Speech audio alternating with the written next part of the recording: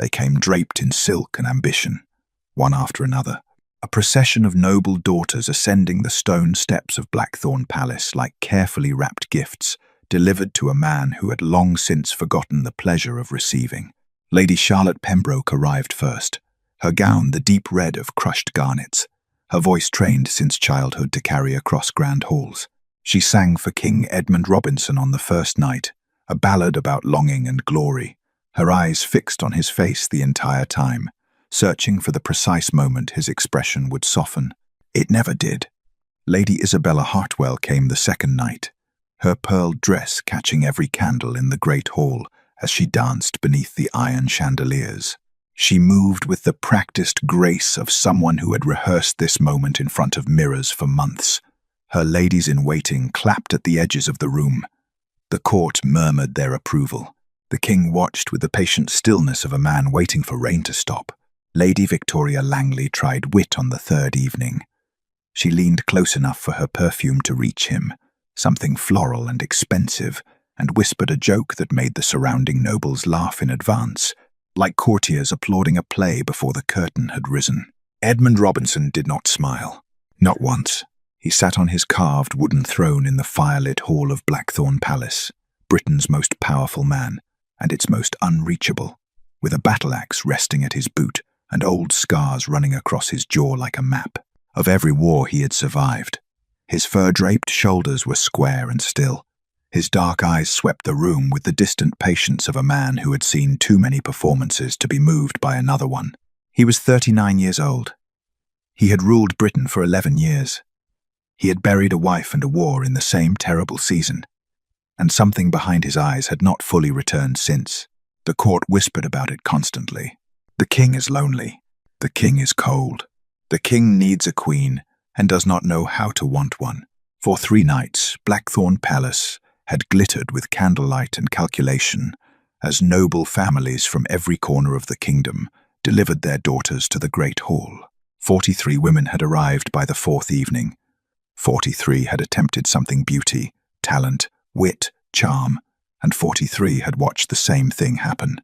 The king's eyes would drift back to the far wall. His jaw would settle. The distance would return. Lord Charles Hawthorne, chief advisor to the crown, observed it all from his seat near the raised dais with the careful attention of a man cataloguing problems. He had arranged this gathering himself 3 weeks of planning, letters dispatched to every great house, favors called in across 4 provinces. The kingdom needed a queen, the council needed the king settled, and Hawthorne needed the next queen to be someone he had chosen. Everything was proceeding exactly as he had designed, except for the king's face. Edmund Robinson looked like a man being slowly bored to death. Then the doors opened on the 4th night, and the woman who entered was not what anyone expected. She was not announced.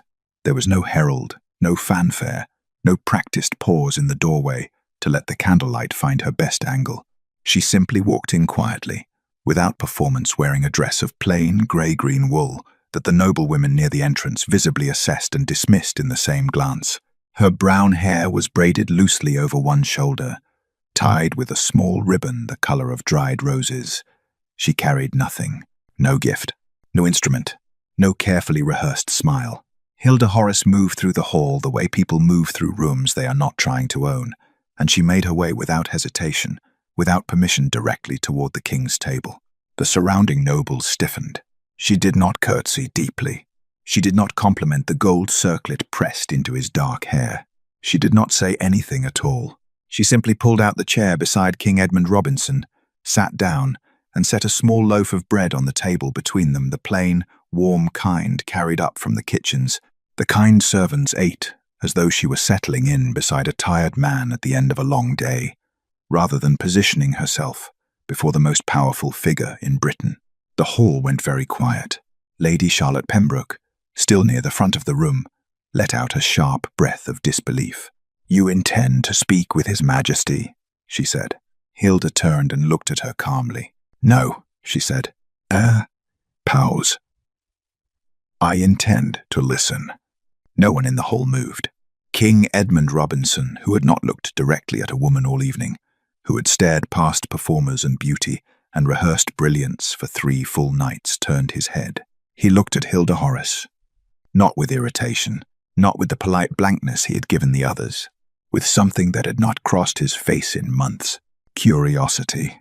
His eyes moved from her face to the bread on the table between them, simple, warm, unremarkable, and something shifted in his expression that no one in the court could quite name. Around him, silk rustled and whispers sharpened, but the king said nothing yet. He simply looked at the woman who had not tried to impress him, and for the first time, in 3 days of performances, he did not look away. Before we continue, please hit the subscribe and like button and tell me which city you're tuning in from. I love to know where this story found you. Now let's dive in. The court did not know it yet, but everything was about to change, not because of what Hilda Horace would say to the king that night, but because of what she would not say, and because of what Edmund Robinson, warrior king of Britain, had not said to anyone in 2 long silent years. For several minutes, neither of them spoke. The music continued at the far end of the hall, a string quartet, playing something elegant and forgettable, and servants moved between the long tables carrying silver trays. Candles burned low in their iron holders. The night wore on around them the way nights do when no one is paying attention to anything except one thing, and the one thing every person in that hall was paying attention to was the plain woman sitting beside the king. The nobles watched her the way hawks watch an unfamiliar bird land in familiar territory. Lady Isabella Hartwell stood near the window with her arms folded, her expression composed into something just short of open contempt. Lady Victoria Langley whispered behind her fan to the woman beside her. Lord Hawthorne had not moved from his chair near the dais, but his eyes had not left Hilda Horace since she sat down. They were all waiting for the move, the flattery, the lean forward, the carefully timed laugh, the hand placed just close enough to the king's without touching it. Every woman in that room had a strategy, and they were experienced enough to recognize that silence could be one of them. A calculated pause before the real performance began. But Hilda did not perform. She looked at the bread on the table, broke a small piece from the edge of the loaf, and ate it. Then she looked at the fire burning in the great stone hearth at the side of the hall, and she simply watched the flames for a moment, the way a person does when they have nowhere urgent to be. King Edmund watched her do this. Then, as though the question had arrived before he had decided to ask it, he said quietly, "You're not going to sing for me." It wasn't a question. Hilda turned to look at him. "No," she said. "Or dance." "No. Or tell me something charming about your family's estate." The corner of her mouth moved, not quite a smile. "We don't have an estate. My father is a physician in Aldenmere. Our most impressive possession is a very large bookshelf." Edmund looked at her for a moment. "Then what are you doing here?" Hilda considered the question honestly before she answered it. "I came because my father was invited as a courtesy. He treated several of your soldiers after the Northern campaign." She paused. "I came with him. I had no intention of entering the hall at all, actually. And yet here you sit, and yet here I sit." A silence. Then, "Why?" Hilda looked at him directly, the way very few people in that hall had looked at him all evening, not at the crown, not at the title, not at the careful arrangement of power and distance he wore like armor. At him. "You look tired," she said simply. "Not bored. Tired. There's a difference." Edmund said nothing for a moment. Around them, the music played. A servant refilled a goblet 3 seats down. The hall continued its performance of itself. "How long has it been?" Hilda asked. "Since someone asked you a question that wasn't about the kingdom." The king's jaw tightened slightly. Not with irritation, with something older than that. "I don't remember," he said. "Then I'll ask one."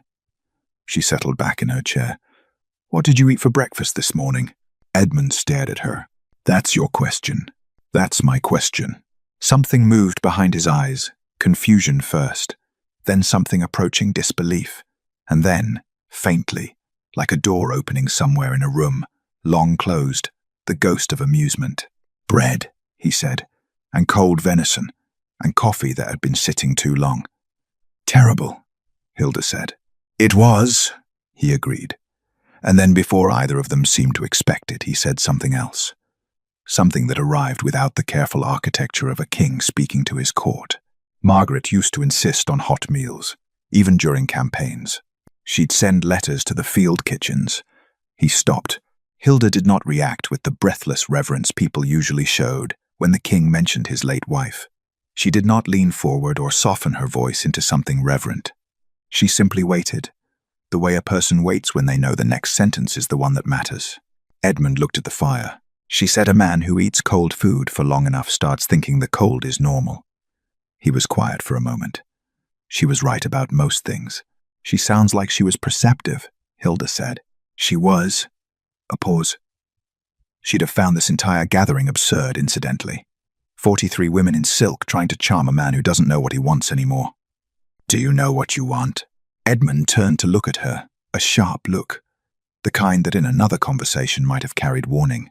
But Hilda held it without flinching, without apology, with only the steady patience of someone who had asked an honest question and was genuinely waiting for an honest answer. The king looked away first. No, he said quietly. I stopped knowing that sometime around the 2nd year of ruling alone.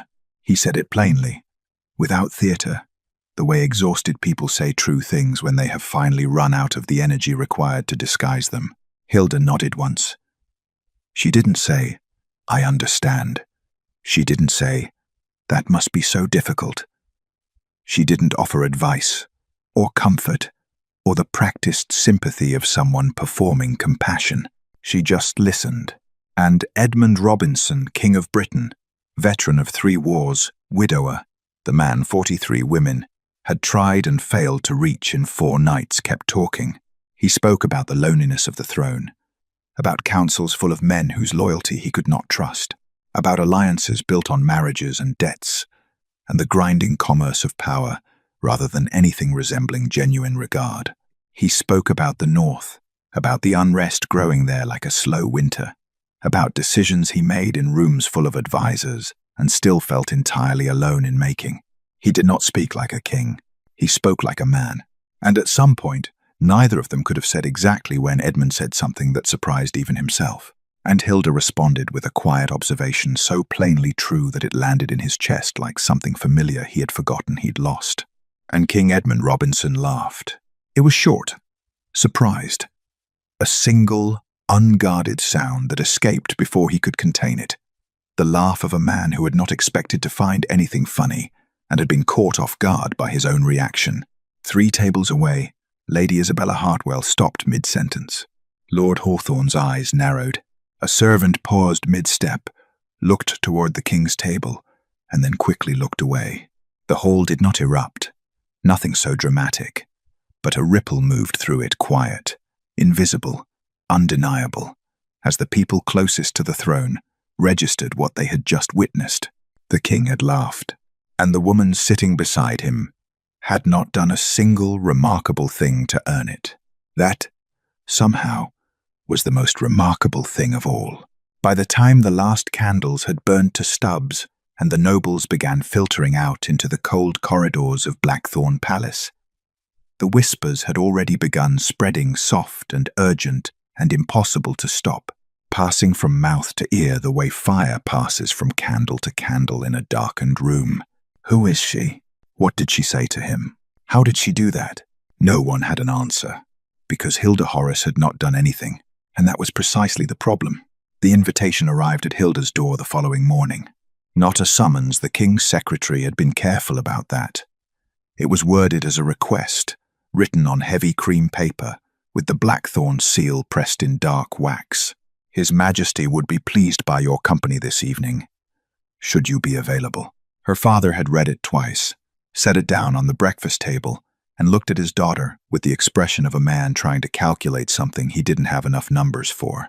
Hilda had folded it neatly and said she supposed she would go. By noon, the entire palace knew. Lord Charles Hawthorne learned of it before the ink on the invitation was dry. He had people for that, quiet people, useful people, scattered through the palace staff like threads woven into a fabric most could not see. He heard about the invitation while reviewing trade documents in his private study, and he set his pen down with the careful deliberateness of a man who understood that small things, left unexamined, had a habit of becoming large ones. He had watched Hilda Horace the previous night with the practiced attention of someone who had spent 30 years in royal courts, reading people the way other men read maps. He had expected to understand her quickly. He did not. She had no obvious strategy, no visible ambition. She wore no jewels. She had accepted no position near the king's table. She had simply occupied it, without permission and without apology, and then done the strangest thing Hawthorne had witnessed in 3 decades of court politics. Nothing. She had done nothing, asked for nothing, offered nothing, and somehow, inexplicably, the king had laughed. Hawthorne leaned back in his chair and pressed 2 fingers to his mouth, thinking. In his experience, the most dangerous people in any court were not the ones who wanted too much. They were the ones whose wanting was invisible. Lady Isabella Hartwell arrived at his study by mid-afternoon, which did not surprise him. She sat across from his desk with her back straight and her expression arranged into something that was meant to appear composed and only partially succeeded. "You saw it," she said. "I saw it." He laughed, Hawthorne. He hasn't laughed in this hall since before the Queen died. Her voice carried the particular tightness of someone who had invested significantly in an outcome now under threat. "I've been preparing for this gathering for 4 months. 4 months. And that woman walked in wearing a kitchen dress and sat down beside him like she owned the chair. And he, Isabella." Hawthorne's voice was quiet and precise, the way a blade is quiet before it cuts. Composure. She stopped, drew a breath, reset. "Who is she?" she asked. "I'm finding out." What he found did not satisfy him. Hilda Horace, 24 years of age, daughter of Dr. Aldous Horace, a physician of modest reputation practicing in the market town of Aldenmere, 2 days' ride from the capital.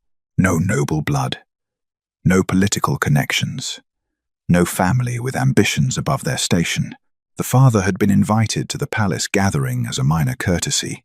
He had treated 14 soldiers wounded in the Northern Campaign the previous year, working without pay in a field hospital for 3 weeks, when the army's own physicians had been overwhelmed. The daughter had come with him. That was all. Hawthorne's investigator had added one further detail, almost as an afterthought. Hilda herself had also worked in that field hospital. Not as a physician, she had no formal training, but as a volunteer, changing dressings, sitting with men who were frightened, reading to soldiers who could no longer hold a book themselves. Hawthorne read the report a second time, then a third. No angle, no family maneuvering, no patron pulling strings behind her. She was exactly what she appeared to be, an unremarkable young woman from a decent, quiet family who had wandered into the great hall of Blackthorn Palace and accidentally done more damage to 3 months of careful political planning than 42 noble women in silk had done in 3 nights of trying. He found this profoundly unsettling.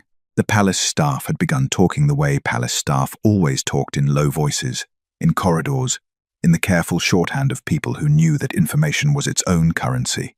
The king ate a full breakfast this morning. He asked for the fire to be lit in the east sitting room before she arrived. He dismissed 2 council appointments to extend the evening. He smiled at the steward. The steward nearly dropped his tray. Small things, individually meaningless. But Hawthorne had built his entire career on understanding what small things meant when you arranged them in the right order. And what these particular small things meant was this. The king was warming. After 2 years of governing from behind a wall of polite distance, Edmund Robinson was beginning slowly, cautiously, as though testing ice he wasn't certain would hold to let someone in. And that someone was a physician's daughter from Aldenmere who asked simple questions and brought bread from the kitchens, and had no idea, apparently, that she was dismantling something Hawthorne had spent years carefully constructing. The king's isolation had been useful. A king who trusted no one depended on his advisor. A king who opened up, who found a confidant outside the council, outside the court, outside Hawthorne's careful network of influence, was a king who might begin to see things clearly. And there were things Hawthorne very much needed the king not to see clearly. He folded the investigator's report and held it over the candle on his desk until it caught. Hilda Horace had done nothing wrong. That was irrelevant. She would have to be removed. The second evening followed the same pattern as the first. Hilda arrived quietly, without announcement, wearing a dress of faded blue wool that one of Lady Hartwell's attendants later described with audible disdain as something a farmer's wife might consider modest. She carried nothing. She asked for nothing. She made her way to the king's table, sat in the same chair she had occupied the night before, and waited. Edmund was already there. He had been there, the steward privately noted, for nearly 20 minutes before she arrived. The visiting noblewomen had not given up. To their credit, several had redoubled their efforts. New gowns, new strategies, fresh determination. Lady Charlotte performed again. This time a piece she had clearly rehearsed, specifically for the king's reported preference for older ballads.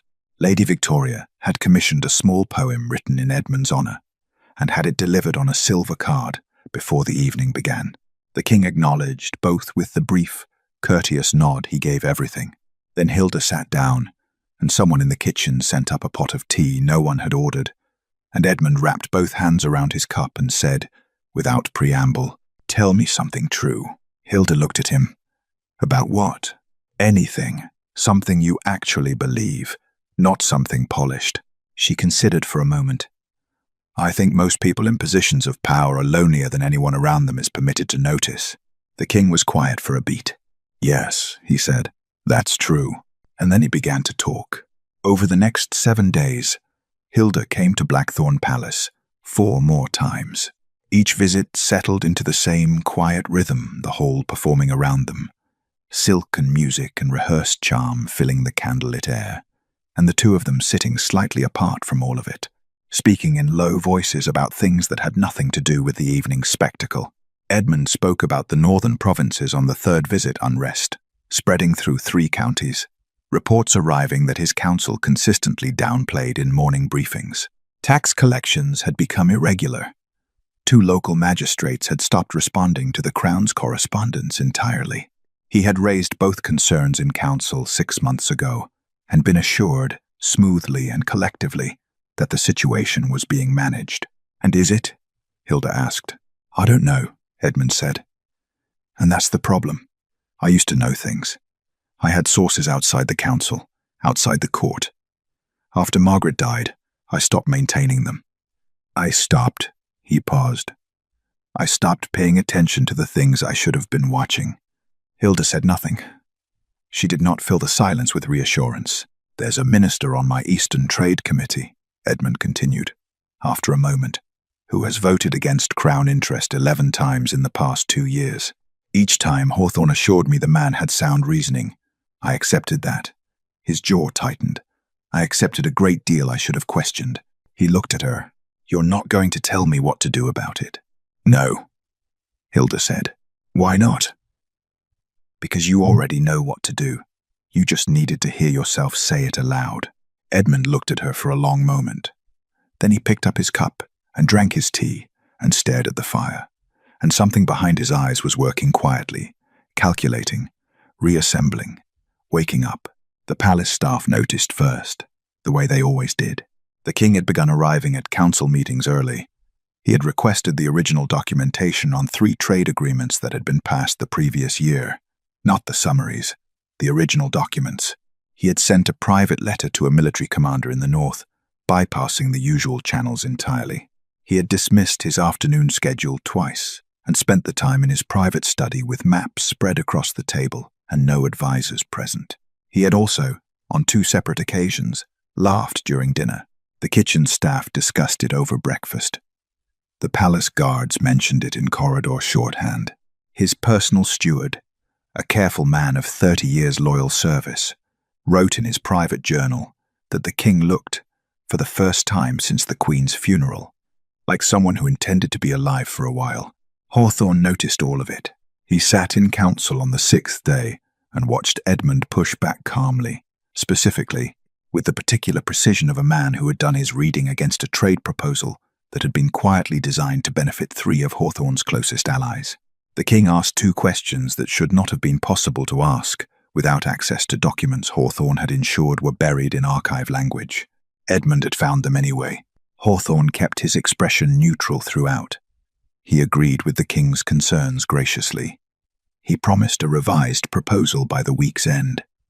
Then he returned to his study, closed the door, and stood at the window, overlooking the palace courtyard for a long time. Below, in the late afternoon light, Hilda Horace was crossing the courtyard on her way out.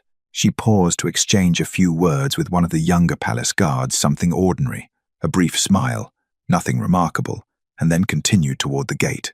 Hawthorne watched her until she disappeared. He had underestimated the problem. The king was not simply happier. The king was becoming himself again. And a king who was fully himself was a king Hawthorne could not manage. That distinction, he understood with cold clarity, changed everything. The hall emptied slowly that night, the way halls do when no one wants to be the first to leave, but everyone has run out of reasons to stay. The musicians packed their instruments. Servants extinguished the outer candles, working inward from the walls so that the light contracted gradually toward the center of the room, like a fire burning down to its last coals. The noblewomen departed in clusters, some with forced brightness, some with barely concealed frustration, all of them casting a final glance toward the king's table before the doors closed behind them. Edmund did not move. Neither did Hilda. When the last servant had withdrawn to a respectful distance and the hall had settled into the particular quiet of a large stone room at night, the king set down his cup and looked at the table for a moment, as though arranging words he had been carrying for some time and was only now deciding to put down. "I need to tell you something," he said. Hilda waited. "I've been building a case for 3 months," Edmund said quietly. "Quietly, without the council's knowledge. What I'm about to say I haven't said to anyone inside this palace." He looked at her directly. "I'm telling you because you're the only person in this building I currently trust, which is either a sign of good judgment or a remarkable one, given that I've known you for 9 days. Possibly both," Hilda said. The ghost of a smile crossed his face. Then it passed. "Hawthorne has been managing this kingdom for years," Edmund said. "Not ruling it, that distinction matters. I rule it.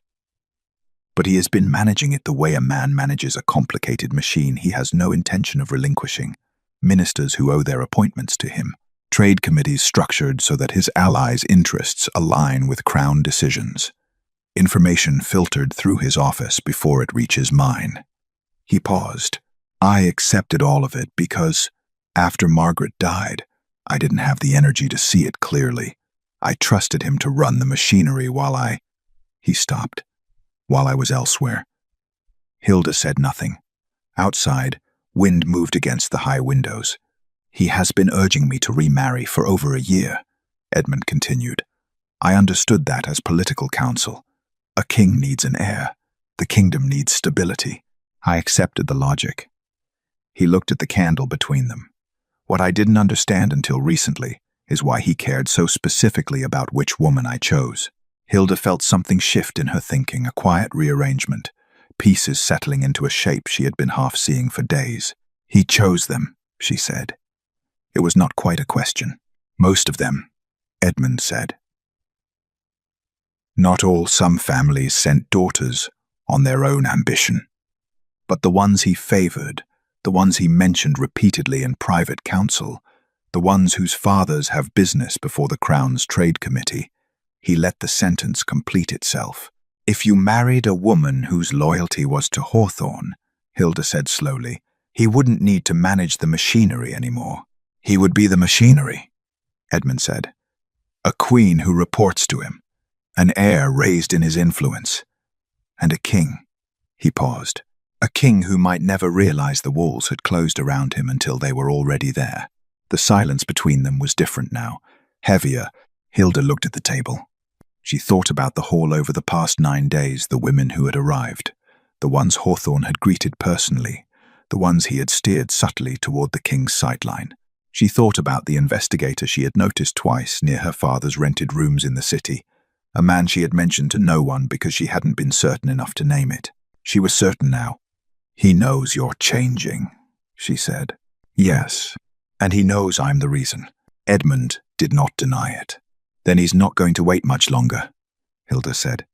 A man who has spent years building something doesn't dismantle it quietly. If he feels the ground shifting, she stopped, he'll move publicly, something large enough to be irreversible before you can respond. I know, Edmund said. Then you need to be ready before he is. I'm working on it. He looked at her. But Hilda, if he moves against you, then he moves against me, she said simply. I haven't done anything wrong. That won't matter to him. No, she agreed, but it will matter to you, and you're the king.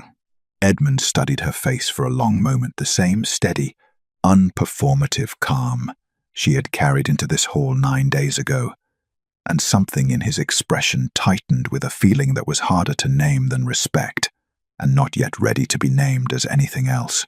3 floors above the empty hall, Hawthorne stood at his desk. Before him lay a single sheet of paper. Not a letter, not a report. A list of names, witnesses, nobles with grievances, ministers who could be persuaded to speak publicly if the occasion were properly arranged. He had been planning cautiously. Now he planned quickly. The banquet would be in 4 days.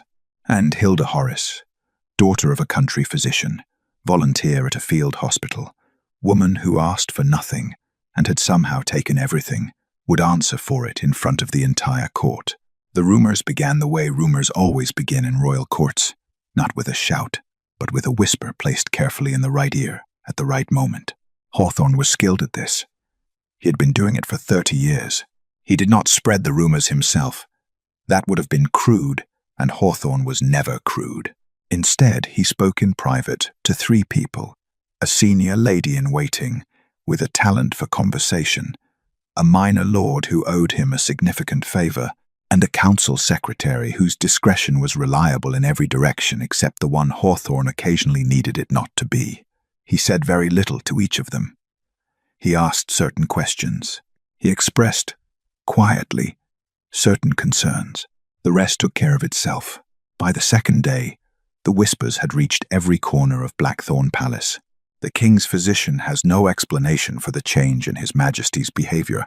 She was seen entering the palace before sunrise. Alone. My cousin's husband serves on the Northern Trade Committee. He says the king has been asking questions no one prompted him to ask. Someone is feeding him information.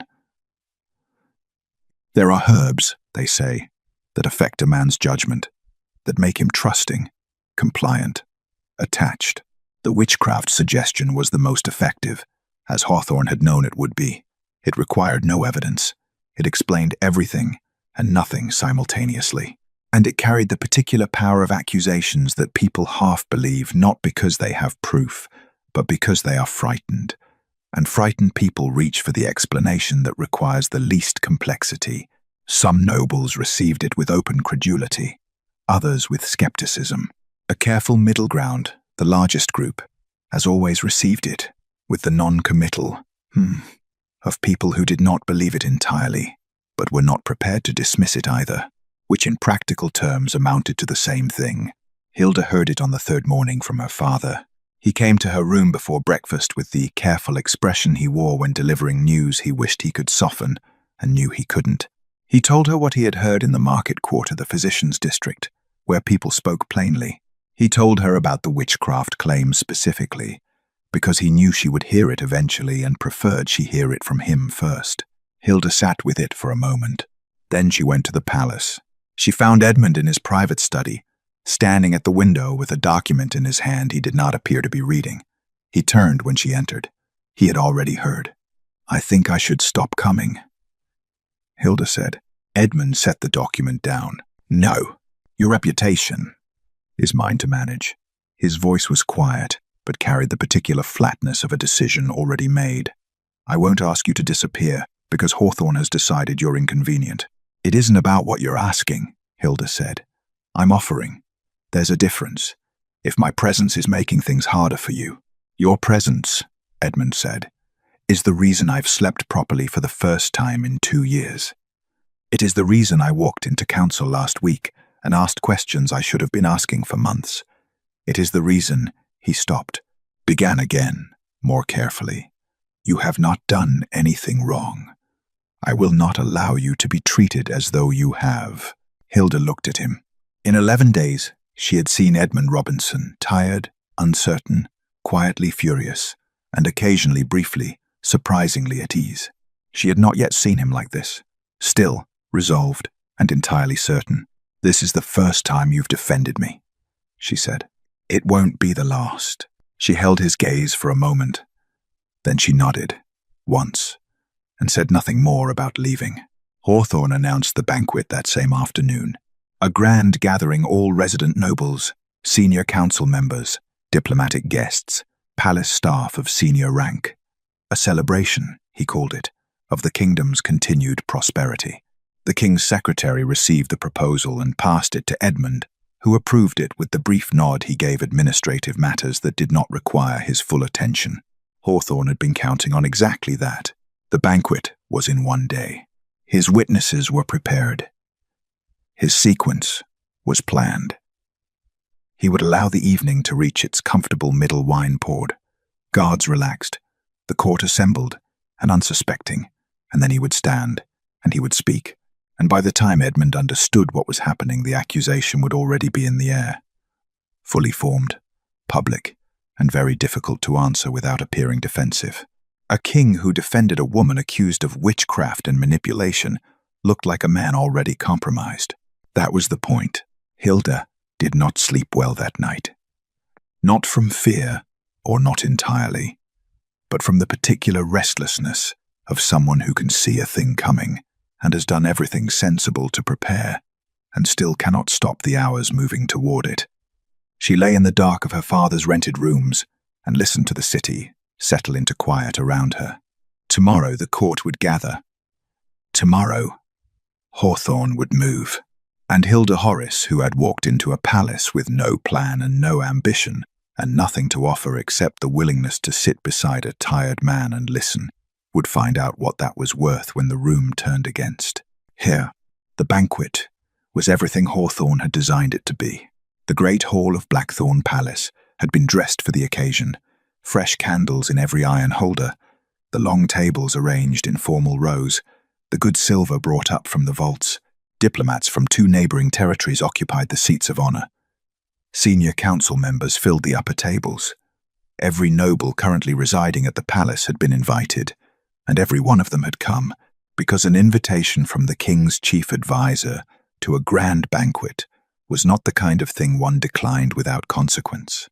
Hilda sat near the middle of the hall at a modest table, beside her father, who had also received an invitation and had accepted it with the quiet unease of a man who understood he was being included for a reason he had not yet identified.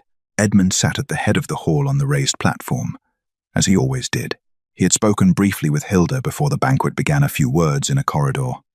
Nothing that would draw attention, and she had seen in his face that he knew, not the details, but the shape of it. "Be ready," was all he had said. The evening proceeded normally for nearly 2 hours. Food was served. Wine was poured. Conversation filled the hall with the particular texture of a formal gathering, polished on the surface, watchful underneath. Hawthorne moved through it gracefully, the perfect host, pausing at tables, laughing at the right moments, pressing shoulders with the ease of a man entirely comfortable in his own architecture. Hilda watched him and ate almost nothing. He stood when the dessert plates were being cleared. The timing was deliberate, late enough that the wine had done its work on the room, early enough that people were still fully present. He rose from his seat at the upper table, and the particular quality of his posture, the practiced authority of a man accustomed to being listened to, caused the hall to quiet around him in stages, table by table, the way a wave moves outward from a dropped stone. "Your Majesty," he began, with a respectful incline of his head toward Edmund. "My lords, distinguished guests." He paused. "Let the silence settle. It is my duty, painful as it is, to bring a matter before this court that concerns the integrity of the crown." The hall went very still. For the past 11 days, a woman without title, without political standing, and without invitation has inserted herself into His Majesty's private confidence. Hawthorne's voice was measured and grave, the voice of a man reluctant to say what must be said. "During this time, The king's behavior has changed markedly. His judgment on council matters has become erratic. He has questioned long-standing agreements without cause. He has withdrawn from trusted advisors in favor of a brief, weighted pause. A country physician's daughter, whose methods of influence this court has not examined, and whose intentions remain entirely unclear. He let that land. Around the hall, faces turned. Some toward Hawthorne, some toward Hilda, some toward the king. "I put it to this court," Hawthorne said, "that Miss Hilda Horace has manipulated His Majesty through means we cannot yet fully name, and that the Crown's interests require her immediate removal from Hawthorne." The king's voice was not loud. It did not need to be. The hall contracted around the single word. Hawthorne stopped mid-sentence, and in the silence that followed, Edmund Robinson rose from his chair at the head of the room unhurried, entirely composed, and looked down the length of the hall, with the expression of a man who has been waiting for something and is faintly relieved it has finally arrived. "You've made a claim before this court," Edmund said. "I'll give you the opportunity to support it." He paused. "Tell me what Miss Horace asked of me." Hawthorne blinked. "Your Majesty, it's a simple question. In 11 days of private access to the king, what did she request?" A beat of silence. "Power," Hawthorne said. "Influence over." "No." Edmund's voice was calm and absolute. "Try again." Hawthorne's jaw tightened almost imperceptibly. "Position. A title, perhaps. Or, no." The king let the silence hold for a moment. "Wealth. Land. Appointment for her father. Information. Advantage of any kind." He looked around the hall slowly. "In 11 evenings, this woman asked me for nothing. Not once. I want this court to hold that fact while I show them something else." He nodded toward the door. 2 men entered, not guards, not council staff, private investigators, quiet men Edmund had employed outside normal palace channels 6 weeks ago, before Hilda had arrived, before any of this had begun. They carried a document case between them. What followed took 20 minutes. Trade agreements with signatures that didn't belong. Council votes recorded differently in 2 separate sets of minutes. One for the official record, one kept in a locked drawer in Hawthorne's office, that his own secretary, it emerged, had copied under quiet duress. Letters between Hawthorne and 3 noble families, whose daughters had attended the gathering letters that discussed not romance but leverage, not matrimony but control. The hall received it in stages. Confusion first, then the gradual, uncomfortable rearrangement of understanding that occurs when people realize the architecture they have been living inside was built for someone else's purpose. Hawthorne stood at his place through all of it. His expression remained composed for longer than most men could have managed. But composure, Hilda had learned, was not the same as stillness, and she could see, from where she sat, the precise moment it began to cost him something. "Lord Hawthorne," Edmund said, when the last document had been presented, "you came before this court tonight to accuse a woman who asked me for nothing." He looked at him directly. "I am asking this court to consider what you asked for, and what you took." The silence was complete. Then Edmund looked toward the door, and the guards stepped forward. Hawthorne recovered quickly. Hilda had expected that. A man who had spent 30 years navigating royal courts did not collapse at the first application of pressure. He straightened at his table, drew a measured breath, and addressed the hall with the composure of someone who had prepared for this possibility and had prepared well. "Your Majesty." His voice was steady, respectful, wounded, even the particular wound of a man falsely accused. These documents require context that a selective presentation cannot provide. Trade agreements of this complexity necessarily involve. "Lord Mercer," Edmund said. A senior council member near the upper table rose slowly from his seat.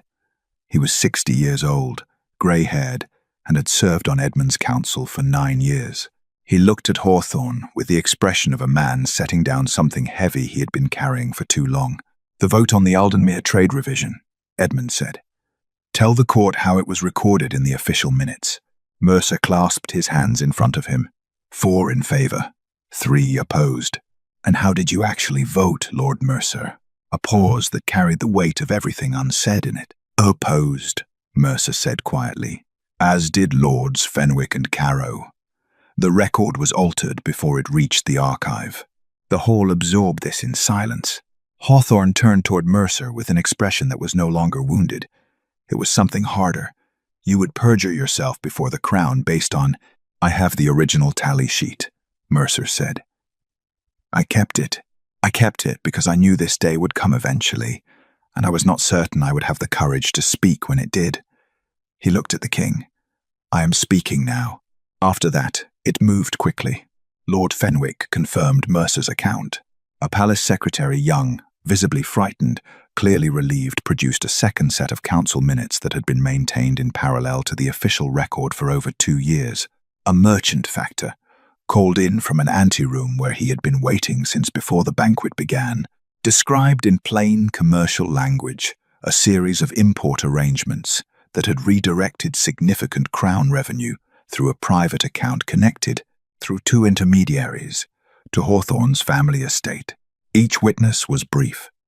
Each account was specific, and each one removed another section of the architecture Hawthorne had built until what remained was no longer a structure but a collection of exposed pieces that could not be reassembled into anything defensible. Hawthorne attempted it twice more. Once with legal argument, the jurisdictional complexity of the trade arrangements, the ambiguity of council procedure. Once with something closer to appeal, 30 years of service, decisions made under pressure, the difficulty of managing a kingdom during a period of war and grief and political instability. That second attempt landed badly. The hall understood what was not being said in it, that he had used the king's grief as cover, and that the king was in the room and could hear him say so. Edmund did not respond to either attempt. He simply waited, with the patience of a man who had the evidence and the authority and had no need to argue. Lord Charles Hawthorne. The king's voice carried to every corner of the silent hall. By your own record and the testimony of this court, you have manipulated the instruments of this crown for private advantage. You have altered official records. You have compromised the council's independence. And you came before this gathering tonight intending to destroy an innocent woman in order to protect what you had taken. He looked at him steadily. You will be remanded to the custody of the Crown's Justice Office pending a full accounting. He nodded toward the guards at the door. Hawthorne said nothing as they approached. Whatever composure remained to him, he used it for that to walk out of the great hall of Blackthorn Palace without being led, without stumbling, with his back straight and his face arranged into an expression that gave nothing further away. The doors closed behind him. The hall remained quiet for a long moment. Then Edmund turned, and for the first time that evening looked directly at Hilda across the length of the room. Miss Horace came to this palace without title or invitation, he said, to the court, and to no one in particular. She did not advise me. She did not maneuver. She did not ask for a single thing. He paused. She listened, and because she listened, I remembered how to think clearly. He looked around the assembled faces, nobles, diplomats, council members, staff. That is the full extent of her influence on this crown. I wanted this court to know it plainly. The silence that followed was different from the one before. Softer, something in it that resembled, if not quite shame, then recognition. Lady Charlotte Pembroke looked at her hands. Lord Mercer gave Hilda a brief, sincere nod. Several faces that had watched her for 11 days with suspicion now held something more complicated and considerably more respectful. Hilda's father, beside her, reached over and placed his hand quietly over hers. She did not say anything. There was nothing that needed saying. Outside, somewhere beyond the palace walls, the city went about its evening unremarkable and steady, the way life continues after the thing that threatened to disrupt it has been removed. Inside Blackthorn Palace, for the first time in a very long time, the air felt clean. 3 weeks passed. The council was restructured quietly, and without ceremony 3 ministers replaced, 2 appointments reviewed, a new record-keeping procedure implemented that required dual verification on all official votes. Lord Mercer was asked to serve in an expanded capacity. The northern provinces received a direct communication from the Crown, bypassing the usual administrative channels, and 2 of Edmund's most trusted military commanders were dispatched to assess the situation with their own eyes, rather than Hawthorne's filtered reports. The palace settled into something it had apparently not been for some time. Itself. Hilda had returned to Aldenmere with her father the morning after the banquet. There had been no dramatic farewell. Edmund had sent a brief note private, not formal, thanking her for her presence and her honesty, and wishing her safe travel. She had read it twice, folded it carefully, and placed it in the inside pocket of her travelling bag where it rode against her ribs the 2 days home. She went back to her father's house. Back to the bookshelf her father had described to the king. Back to the ordinary rhythms of a modest life in a market town, the morning routines, the neighbours, the work her father needed help with, the small and unremarkable architecture of days that asked nothing extraordinary of her. She had been home for 9 days when the second letter arrived. This one was longer. The palace gardens were at their best in early summer. Hilda had forgotten that, or rather, she had never known it, having arrived at Blackthorn Palace in the grey end of autumn when the gardens were bare branches and dormant earth. Now, walking through them in the long gold light of a June evening, she understood why people wrote poems about this particular place. Roses climbed the stone walls in cascades of cream and deep pink. Lavender lined the gravel paths in low purple rows. The air smelled of warm stone and cut grass, and something floral she couldn't name. Edmund was already there when she arrived. He was standing near the far wall where an old apple tree spread its branches over a worn stone bench, still in his council clothes, no crown, no ceremony, the fur-trimmed formality of the great hall entirely absent. He looked like a man who had come outside to breathe, and had been standing there long enough that the breathing had worked. He turned when he heard her on the path. "You came," he said. "Your letter was persuasive," Hilda said. "I wasn't certain it was. I wrote 4 versions." She smiled. "Which one did you send?" "The shortest one. The others were." He paused. "Complicated." She sat on the stone bench beneath the apple tree, and after a moment he sat beside her, leaving between them the same comfortable, undemanding space. They had always maintained the space of 2 people who had learned each other's company without needing to fill it. The sun moved toward the horizon. The garden light turned the color of old honey. Edmund looked at his hands. "I want to tell you something," he said. "I've been trying to find the right words for it since the night of the banquet, and I haven't, entirely. But I think I've waited long enough." Hilda waited. "After Margaret died," he said, "I was surrounded by people every hour of every day. Council, staff, advisors, visitors. The machinery of the kingdom does not pause for grief. I learned that within the first week." He was quiet for a moment. "I was never alone, and I was completely alone. For 2 years, those 2 things were simultaneously true, and I had stopped expecting that to change." He turned to look at her. "You changed it. Not by doing anything remarkable. Not by solving anything or advising anything or performing any of the things people perform when they want something from a king." His voice was steady and unhurried.